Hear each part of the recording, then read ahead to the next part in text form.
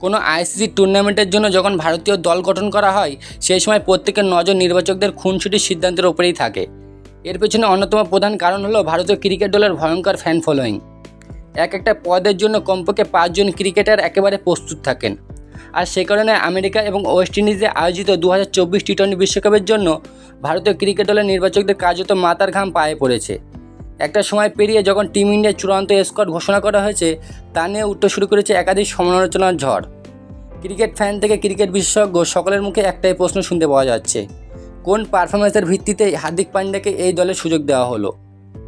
একটি সংবাদ সংস্থার সূত্রে জানতে পারা গিয়েছে, নির্বাচনী বৈঠকে হার্দিক পান্ডিয়াকে নিয়ে সবথেকে বেশি আলোচনা হয়েছে।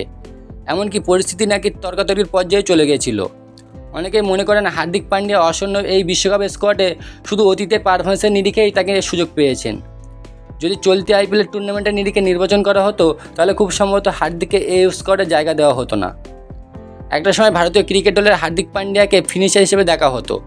মহেন্দ্র সিং ধোনির পরবর্তী জমানায় হার্দিক একা দক্ষতায় টিম ইন্ডিয়াকে একাধিক ম্যাচ জিতিয়েছেন। কিন্তু মুম্বাই ইন্ডিয়ান্সের দলের অধিনায়ক এবং ভারতীয় ক্রিকেট দলের সহ অধিনায়ক হার্দিকের বর্তমান ফর্ম একেবারে ইতিবাচক নয়। হার্দিকের ভূমিকা ম্যাচ উইনার হলেও আপাতত 2024 আইপিএল টুর্নামেন্টে ব্যাটিং এবং বোলিং দুটো ডিপার্টমেন্টেই তিনি ফ্লপ হয়েছেন। এই পরিস্থিতিতে অনেকে আশা করছেন যে হার্দিকের এই পারফরমেন্স যদি চলতে থাকে তাহলে স্কোয়াডের সুযোগ পেলে টিম ইন্ডিয়ার প্রথম একাদশে সুযোগ পাবেন কিনা তা নিয়ে বড়সড় সন্দেহ রয়েছে।